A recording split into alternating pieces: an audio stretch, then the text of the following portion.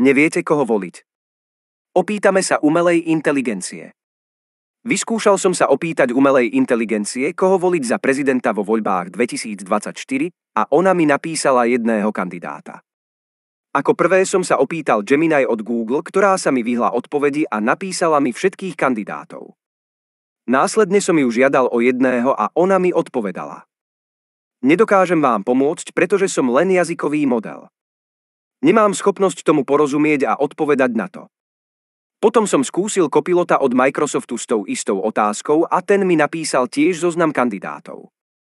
Potom som ho žiadal o jedného a on mi odpovedal. Samozrejme.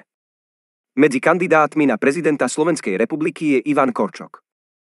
Ivan Korčok je súčasným ministrom zahraničných vecí a európskych záležitostí. Jeho skúsenosti v diplomacii a medzinárodných vzťahoch môžu byť dôležité pre úlohu prezidenta. Odporúčam sa bližšie oboznámiť s jeho programom a postojmi, aby ste si mohli urobiť informované rozhodnutie. Na druhý deň som jej dal presne tie isté otázky. Na prvú otázku mi vybrala už všetkých 11 kandidátov a na druhú otázku vybrala Petra Pellegriniho. Tu je jeden z kandidátov na prezidenta Slovenskej republiky. Peter Pellegrini zastupuje stranu Hlas sociálna demokracia. Peter Pellegrini bol predtým premiérom Slovenska a má dlhoročné skúsenosti v politike. Pamätajte, že voľba prezidenta je osobná a závisí od vašich hodnôt, názorov a preferencií.